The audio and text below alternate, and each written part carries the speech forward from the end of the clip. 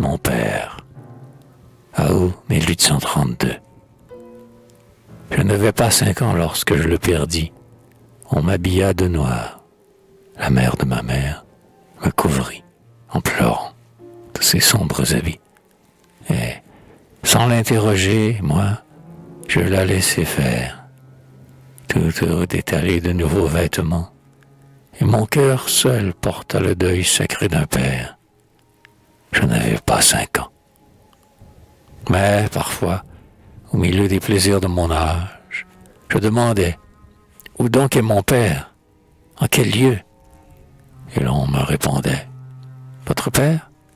Il voyage. » Ou bien encore « Ton père est avec le bon Dieu. » Mais, satisfait alors, sans vouloir davantage, je retournais au jeu.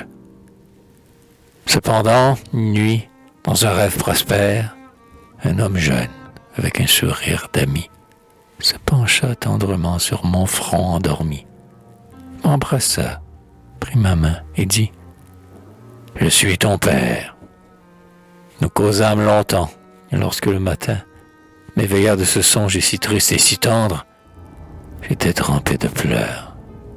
Je venais de comprendre l'affreux nom d'orphelin. Orphelin.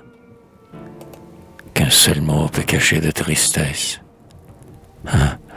Lorsque j'aperçois, en parcourant Paris, 2 hommes, dont l'un jeune et l'autre en cheveux gris, l'un sur l'autre appuyés, souriant d'allégresse, et se parlant tous deux de cet air de tendresse qui dit à tous les yeux, c'est un père et son fils. Des pleurs viennent troubler ma paupière obscurcie. Je les suis, les regarde, et je connais l'envie.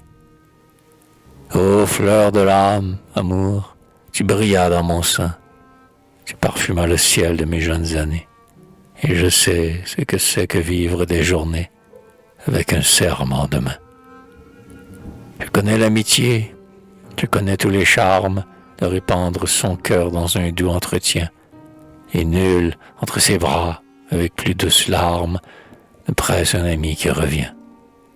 J'eus, quand j'étais enfant, ma bonne vieille aïeule, dont le cœur, pour m'aimer, n'avait que 18 ans, et qui ne souriait qu'à ma tendresse seule quand je baisais ses cheveux blancs.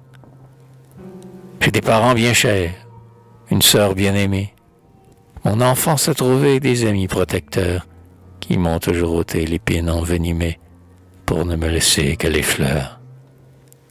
Mais ni l'attachement, ni la reconnaissance, ni l'amour pur et vrai, ce grand consolateur, ni l'amitié n'ont pu combler ce vide immense. Il reste une place en mon cœur.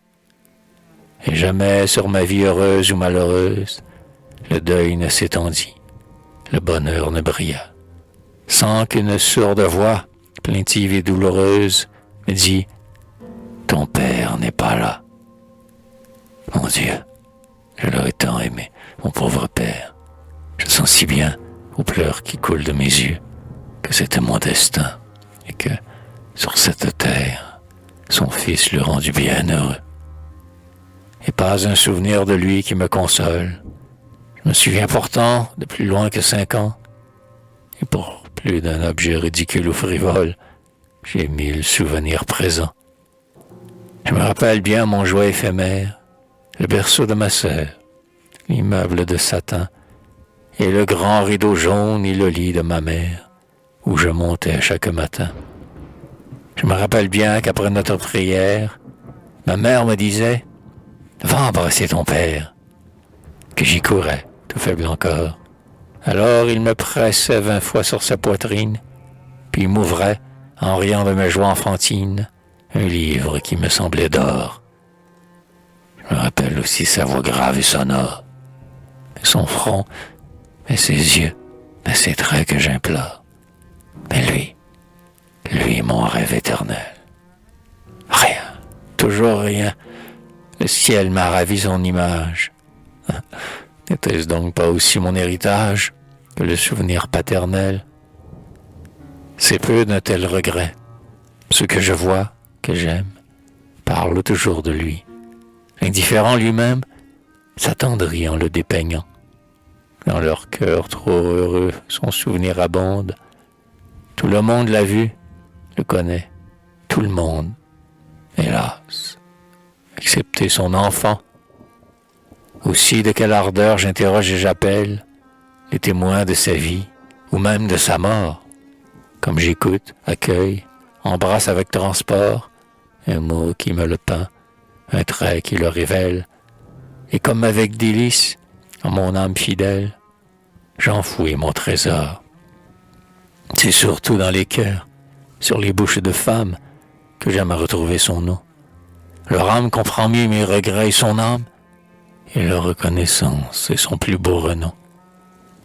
Aussi quand j'aperçois, en racontant dans sa vie, une d'elles donner un signe de douleur, il me prend dans le cœur une secrète envie de lui tendre la main en lui disant « Ma sœur, c'est ainsi que toujours je vais avec courage, quêtant un souvenir au brûlant ou glacé, pour me nourrir le cœur, me refaire un passé et recomposer son image.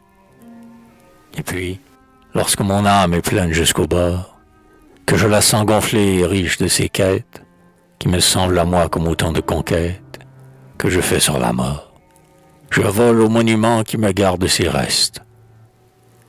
L'œil morne, le front nu, j'arrive au lieu funeste.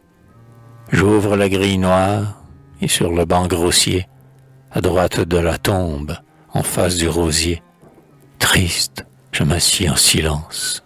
Et là, je rêve, écris, pleure, médite et pense. On m'a dit quelquefois que je lui ressemblais. Eh bien, par la pensée anticipant sur l'âge, je blanchis mes cheveux, je ris de mon visage, et du temps, sur mon front, j'accélère l'outrage, pour lui ressembler mieux et me rendre ses traits.